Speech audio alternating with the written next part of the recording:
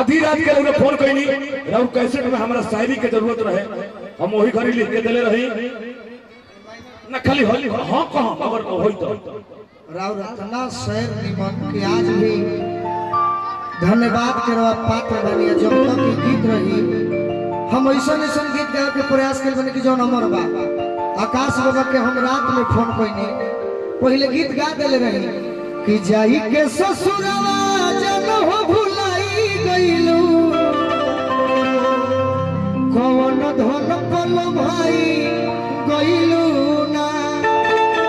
हर धड़कन में एक राज होता है, हर बात को बताने का एक अंदाज होता है, जब तक ठोकर न लगे बेवफाई की हर किसी को अपने प्यार पर नाज होता है। दूसर का बात जेठवार में कार्यक्रम होता है तो रवि रंजन भैया के तुरंत लेके भाग गई रहो कहा हाँ अभी 3 को बातें बढ़ुए कहा हाँ ना लेके भाग रहा रवि रंजन भैया के तो हमारे 500 रुपया लेके भाग गई बनो और ओकरा बाद आज जब मरवा के बात कहनी हां तो मैं बगली भर लेला अरे सर कोई कहे लगी गोलू राजा माने दिल के राजा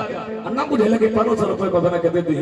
पंडित बड़ा बनो आशीर्वाद दी अरे जा रे मरते लेके एगो ताली बजावा जा गोलू भैया के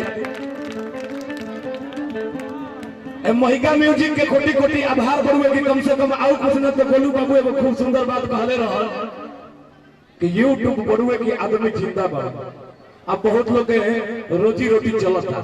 वो में से वो हम बनी आप लोग जो ये तालियों का प्यार दुलार देते हैं साहब हम लोगों के घर के चूल्हा जलाने का काम आती है। मैं सीधे सीधे बात बिना बनाए हुए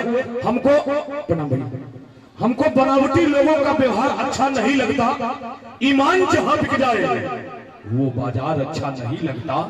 और यूं तो दुनिया की चकाचौंध सबको लुभाती है पर जिस घर में माँ बाप की पूजा ना हो तब नवरात्रि का ये त्योहार अच्छा नहीं लगता, ये त्योहार अच्छा नहीं लगता। अच्छा लगे तो एक बार ताली बजा दीजिए और कृपया जल्दी